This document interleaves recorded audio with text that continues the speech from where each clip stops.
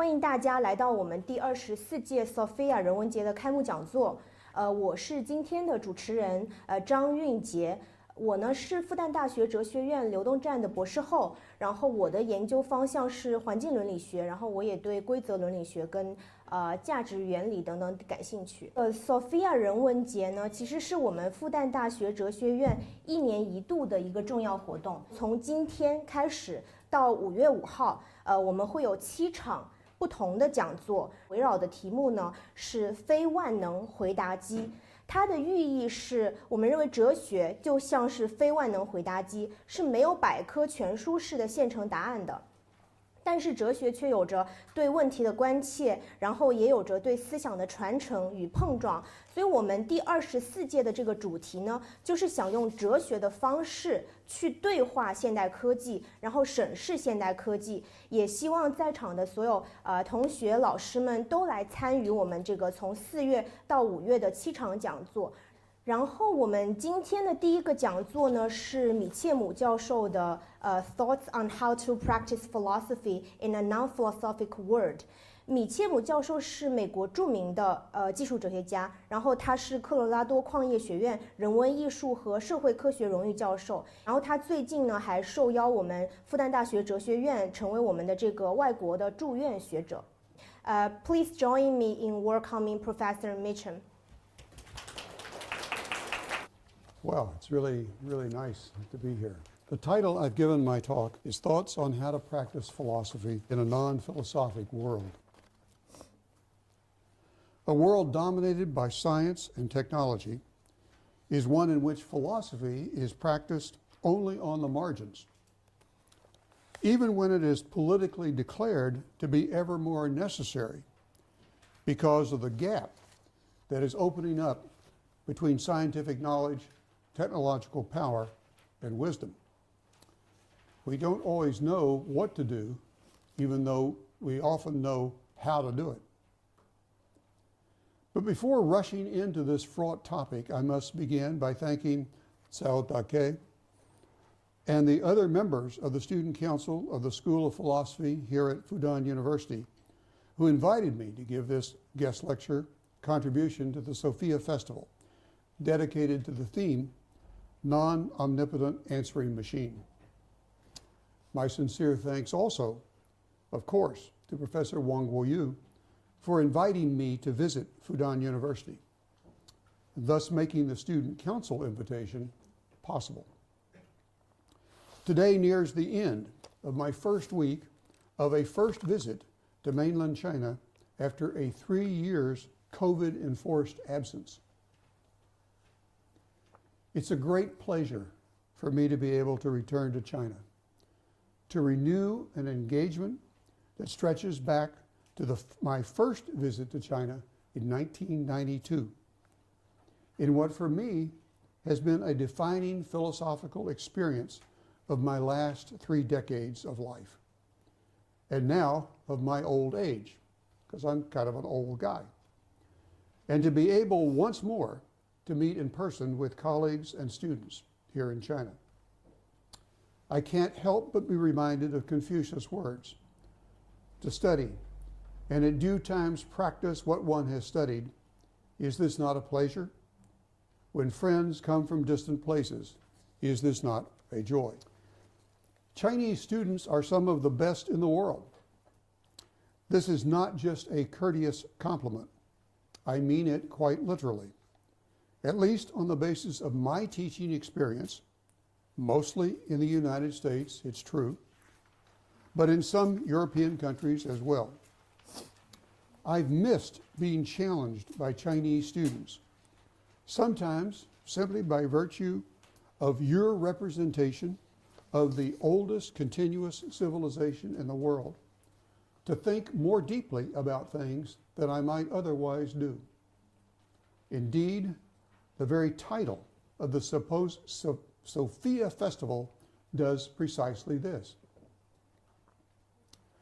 When the invitation letter arrived, I was initially perplexed by the festival theme title.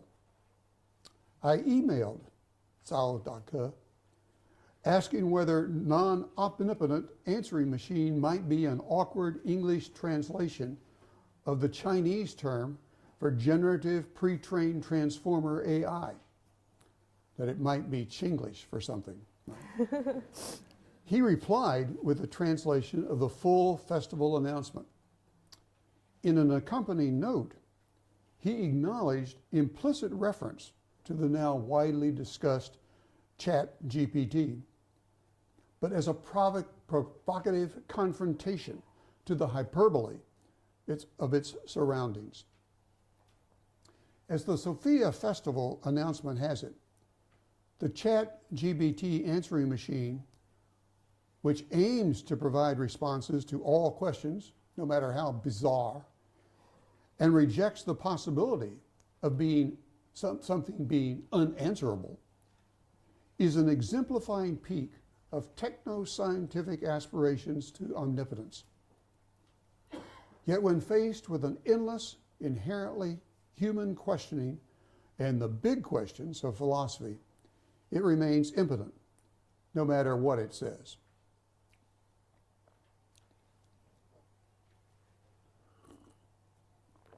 I was immediately taken with the festival term, non-omnipotent answering machine. I can't imagine a more apt description of philosophy for our time.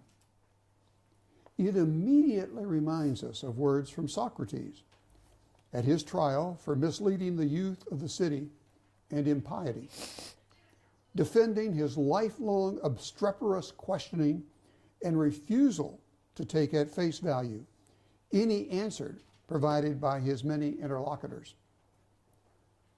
The unexamined life is not human living. Hoda anexterotos bios o biotos anthropoi.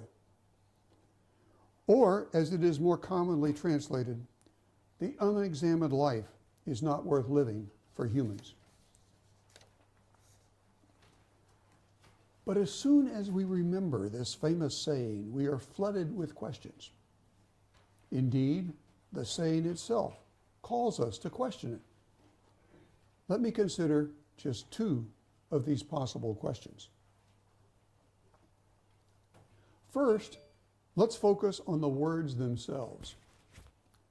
The word for humans, anthropoi, is not the same as the Greek word for man, andros, as distinct from woman, genika. Anthropos is not gender specific and includes both men and women. So this should dismiss the sometimes charge against Socrates and Plato and Aristotle that they are male chauvinist pigs.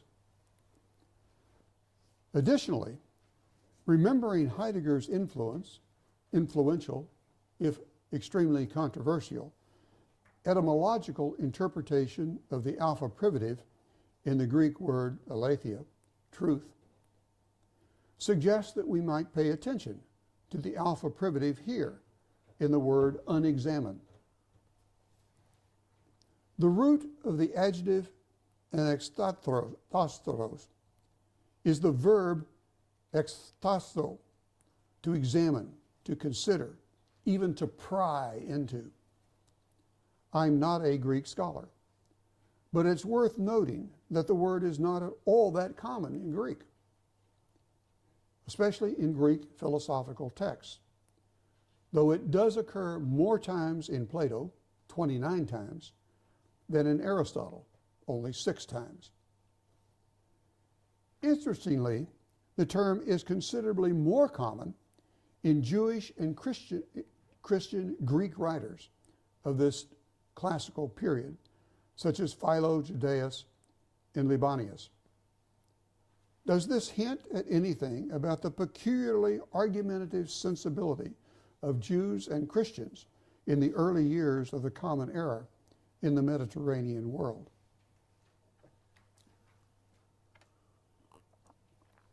My suggestion would be that it does, although I'm not going to pursue it. A more substantive linguistic issue is contained in the bios o biotos, anthropoi, life of living humans. one that has been commented on at length by Ivan Illich, one of my teachers, and Giorgio Agamben. Ancient Greek has two different words that are both commonly translated into modern English and modern European languages of all sorts as life. One of these words is zoe, the other is bios. The former is what Agamben calls bare life, something merely physical existence. The latter is the life we live as humans in our biographies, even cultural or rational or spiritual existence. Appreciation of the Greek difference is further complicated by the modern terminology of zoology as the study of animals and biology as the study of all living things, plants as well as animals. I wonder if Chinese translations from Greek cause similar confusions. I was talking on the walk over with the two students who were bringing me, and I was informed that in Chinese you don't translate. You just use zoe and bios in the translation, at least of Agamben. We weren't sure about in the translation of Plato. The point here is that Socrates is concerned not with bare physical life, physical existence. It's human biographies that are not truly human if they do not include some examination, prying into, even self-examination. Chiseled over the stone gate to the temple of Apollo at Delphi is the word gnothai seaphaton, know yourself, an admonition that Socrates also calls attention to in the Protagoras.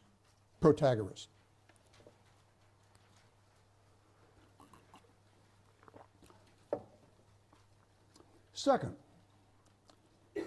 setting etymology and philology aside, although I would suggest that analysis of this sort can be a way to practice philosophy in a non-philosophic world, since it can be a way to smuggle into something that looks like science, that is, philology, a kind of contemplative, even aesthetic reflection of or appreciation of experience.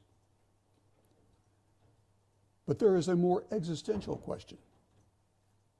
I once proposed by analogy with Socrates' claim that in the ambience of technological productivity, quote, the unexamined engineering life is not worth living for engineers. But how precisely is such examination to take place? Peter Kruse, a Dutch engineering philosopher and colleague, criticized my proposal. He questioned whether there wasn't something of philosophical arrogance, not just in my proposal, but in that of Socrates as well. Kruse explained that his brother was a carpenter, whom he thought had led a good and worthwhile life, without ever subjecting it to critical philosophical questioning. People don't have to be philosophers to be good, he argued. I had to agree that not everyone had to be a philosopher in order to lead a good life. But I wondered whether his brother had not, in fact, in order to be a good carpenter, practiced some level of examination of his work. One of the mottos of good carpenters is measure twice to cut once. In other words, don't be too quick to saw a board off to some particular length. Measure where the board is to be used again, and then measure the length of the board to be cut again before sawing to length. Checking yourself and being careful is a necessary virtue in good carpentry, In like manner, good or virtuous engineers might be said necessarily to subject their work to critical examination in multiple ways. Now, I resonate with this issue of measuring twice to cut once because I've practiced some carpentry in my own life. I built a house for myself in southern Colorado some years ago and worked as a carpenter in my younger years. And I often made the mistake of only measuring once and cutting and then have a board that didn't fit where it belonged. So I was not a virtuous carpenter. I had to learn the hard way. This kind of technical examination or testing as a necessary element in good carpentry has an analogous presence in engineering and in science, the two defining features of our contemporary world.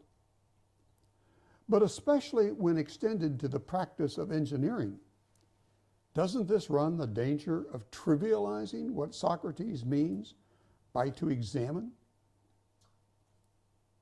In his Meditation de la Technica of 1939, one of the first truly philosophical reflections on modern technology, the great Spanish philosopher Jose Ortega y Gasset argued that precisely because engineers are now so powerful and have abilities to design and construct almost anything, quote, to be an engineer and only an engineer is to be potentially everything but actually nothing.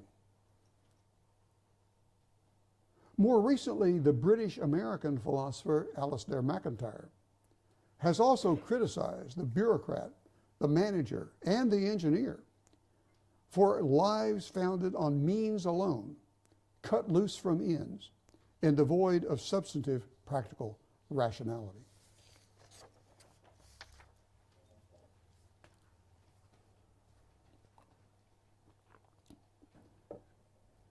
But to observe the virtuous practice of examining what goes on in good carpentry and good engineering reminds us of something else. At his trial, Socrates gave an account of how it came to be that he interrogated so many people about their claims to wisdom, and by punching holes in their claims, stimulated so much resentment against him, resentment that led eventually to his trial, conviction, and death. The story is one we all know, but is so resonant and illuminating with regard to the origins and character of philosophy in the West that it deserves to be rehearsed. Socrates describes himself as rejecting the cosmological ambitions of predecessors on the Ionian coast, just across the Aegean Sea from Athens. In a world perhaps more influenced by the cultures of both Egypt and Persia and their grand cosmologies than the lives of the city in Athens. As Cicero was later to describe him, Socrates brought philosophy down from the heavens to dwell in the cities among human beings. Socrates rejected Aristophanes' caricature of him as a physical scientist, as a cosmologist, like Anaximander or Empedocles, with his head in the clouds, communicating with the gods about the foundations of the cosmos. One might draw a comparison here between Socrates and Confucius, who is also reported to be somewhat skeptical about cosmologically related religious practices. It was as a citizen of the city that Socrates' longtime friend Chaerephon, when visiting an oracle at Delphi, the oracle at Delphi, asked the omniscient Pythia, or priestess, of the god Apollo, whether there was anyone who possessed more Sophia or wisdom than Socrates? The Pythia replied in the negative, that there was not. Now, the priestess at Delphi could only answer questions in yes or no, could only answer yes or no questions. Sort of like the oracle bones. The oracle bones, as I understand them, are really, you can ask yes or no to something, but that's about it, you know. You can't ask for guidance, like where are you supposed to attack from next. Socrates says that this troubled him. While accepting that, sure, the gods did not lie, since it would be lawful for him to do so, Socrates remained painfully aware of his own ignorance. In consequence, Socrates felt obliged to go about the city and to examine or to pry into the meaning of the words of the Pythia by interrogating those who did appear to manifest or claim wisdom. In the narrative, he distinguished three types of claimants: politicians, poets, and artisans. Interrogating politicians, Socrates found that although they all expressed great confidence that they knew exactly what was good for the city, in truth, they contradicted each other and often even themselves, and that they were unable to give an account of the pious, the lawful, the noble, or the good. Their many claims to wisdom about the affairs of the city were more rhetoric than reality, more assertion than argument. The poets, too, although they wrote great works, were not capable of explaining them and seemed more possessed by a god than by reason. Additionally, because of the evident genius of their poems, they often made unjust claims to speak on other matters about which, in truth, they knew very little. That is, about the piety, legality, nobility, and the good. Finally, Socrates described how he went to the Charistechnists, manual craftsmen, expecting to discover that they for sure would know many things, which in fact they did. They possessed technical knowledge, knowledge of how to work with nature, to make many useful things, such as houses and tables and beds. But these artisans made the same mistake as the poets and presumed that because they were wise in the practice of their crafts, they were wise in other matters as well, thus foolishly overextending or contaminating their limited wisdom. So I ask myself, said Socrates, on behalf of the oracle, whether I should prefer to be as I am, neither wise in their wisdom, nor foolish in their folly, or to be in both respects as they are. I replied then to myself and to the oracle that it was better for me to be as I am.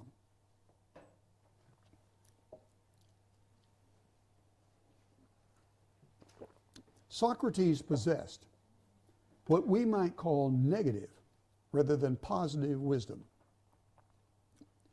As he concluded to himself, he was wiser than the many reputedly wise, simply because no one knows all that much, but others think that they know when they do not.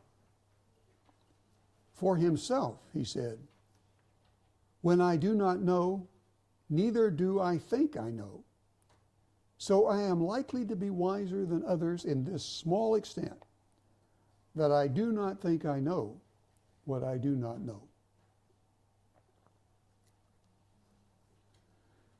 With this narrative in the Greek city of Athens, Socrates set in motion in the West a long tradition of what is sometimes termed zetetic philosophy, of practicing philosophy as a form of learned ignorance, that is, ignorance not as the result of simply not knowing and not trying to know, but of knowing that and what we do not know as a result of trying to know and examining what we think we know. The story, and I think it cannot be emphasized enough how foundational it is to the West, the apology of Socrates, much more so than the Republic. The story in its own way was like the setting in motion of the wheel of the Dharma that took place in the Indian village of Sarnath when Shakyamuni Buddha first expounded the Four Noble Truths to his 5 companion monks.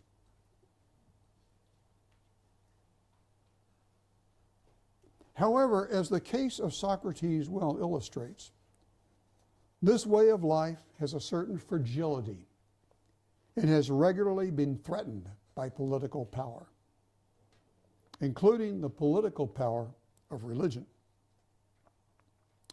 Recall again that at his trial, the charges against Socrates were that he corrupted the young and dishonored the gods. Indeed, in the West, the rise of Christianity became one of the greatest challenges to zetetic philosophy. In the Christian tradition, the zetetic life was confronted and even threatened by religious claims to divine or supernatural revelation. If God has revealed the truth, who are philosophers to presume to question it? Whenever the Christian church had the power to do so, it made efforts to stamp out zetetic philosophical questioning. It put not just Socrates on trial and to death, but the very practice of philosophy itself.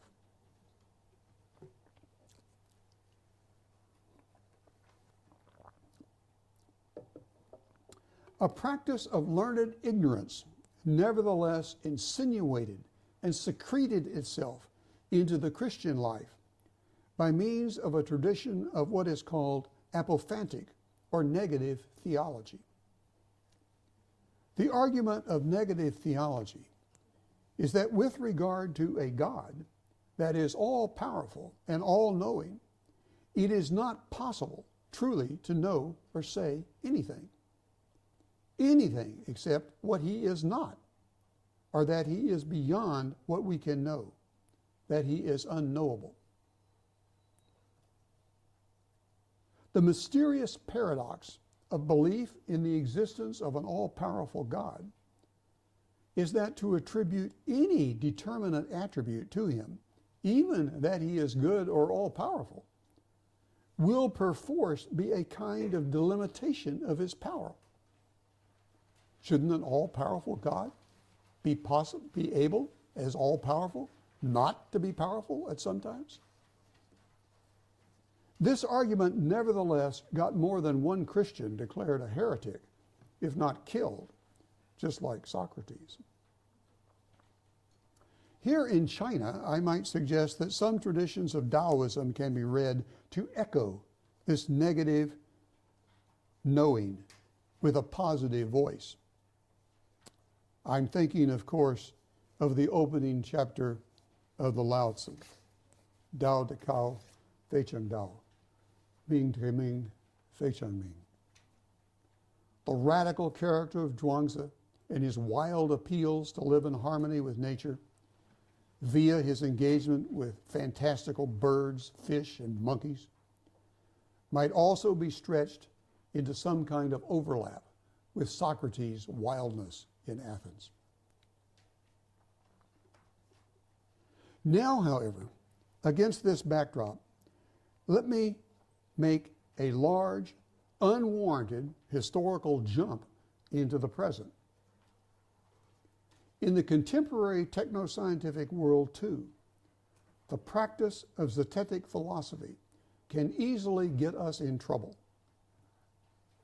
To question the importance of science, engineering, or technology in our time can easily be encouraged as a corrupting influence on the young, if not a dishonoring of the gods, meaning the gods of science, engineering, and technology.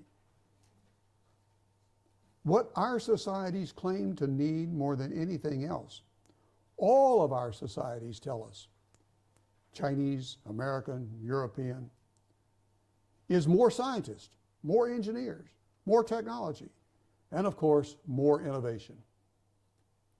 Innovation is the addiction of our time. To make any attempt to belittle ChatGPT by comparing it ironically, if not unfavorably, to philosophy is not likely to be publicly endorsed or privately supported.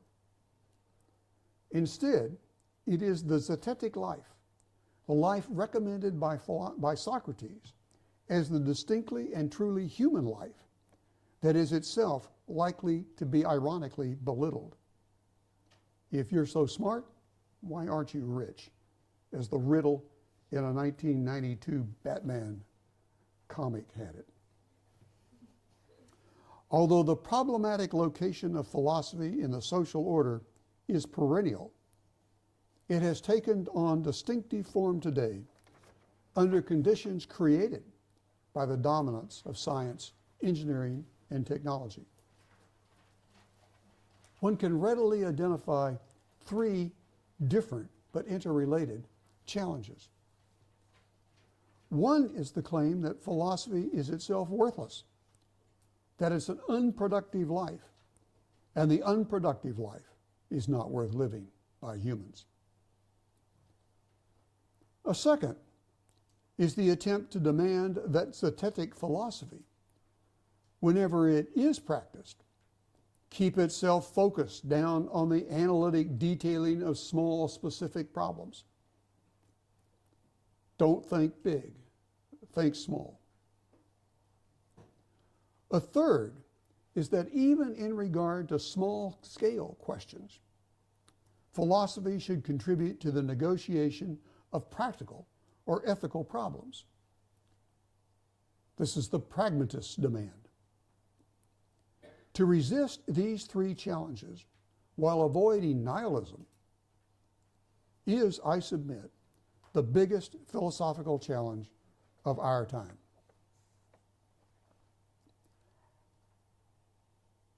I can't offer a solution to this, but I can try to think about how such resistance might be practiced.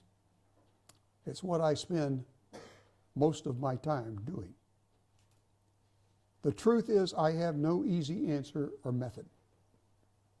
Here I can only venture three suggestions derived in part from the various references I've made in the course of my historical philosophical overview. A very superficial and cursory overview, I might add. One is to practice among friends. We might call this a Confucian suggestion. Two is simply to keep on questioning, the Socratic principle. Three is to practice mindfulness, a Buddhist admonition that echoes the one at Delphi, know thyself. And as a fourth, an addition, we might draw on Taoism to honor nature in its mysteriousness and altogether seek to cultivate an appreciation of goods beyond those of material affluence and technological power, while appreciating the strong influence of material culture on the good life. This last paragraph is, however, little more than wishful, rhetorical thinking that deserves itself to be subjected to zetetic challenge. Thank you.